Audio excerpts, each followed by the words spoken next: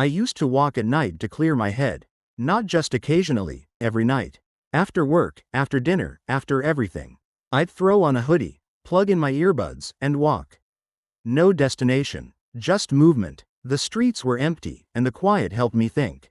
I lived in a small town, the kind where people still wave to each other, where streetlights buzz and flicker, and nothing really happens. Until it did. It was a Tuesday night, late October. 2:30 a.m. I remember that because my phone buzzed just before I left, a random notification that lit up the lock screen. I almost didn't go that night. Almost. I took my usual route, down past the gas station, loop behind the elementary school, past the old park. Same as always. But that night, something felt off. It wasn't just quiet, it was dead. Not a breeze, not a cricket, not even the hum of distant traffic. Just silence. I rounded the corner by the playground, and that's when I noticed the swing set. One of the swings was moving. Barely. Just a slow, lazy creak back and forth. I stopped walking, took out one earbud. There was no wind. At first, I thought maybe a squirrel had jumped off or something. But then I saw someone was sitting on the swing. They were small, slumped forward, hair hanging down over their face, pale legs poking out beneath a too long hoodie. I thought, a kid? That late? But the proportions weren't right. The arms were too long. The way the head hung low, too stiff. It didn't move, didn't twitch or fidget like you'd expect. It just swayed with the swing. Still. Then it turned to me. Not like a normal turn.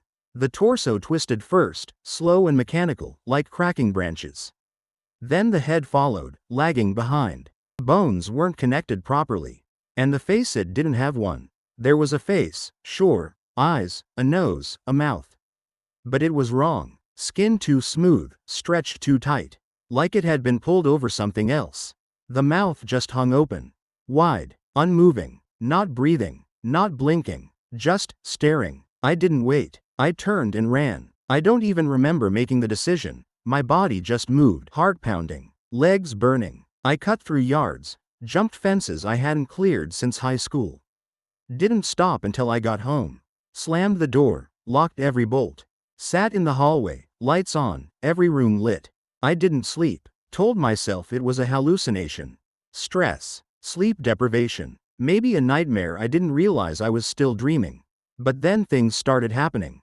Little things. At first, I brushed them off. Sounds outside my window, like footsteps. A swing creaking in the distance when there was no swing nearby. I even convinced myself it was a neighborhood cat once. But then it got worse. One morning, I woke up to find a single, bare footprint in my hallway. Wet, facing my bedroom. I moved out 2 weeks later. Packed everything. Left town. Didn't tell anyone the real reason. Just needed a fresh start. New city, new apartment, new job, crowded streets. Noise meant safety, I thought. I started walking again.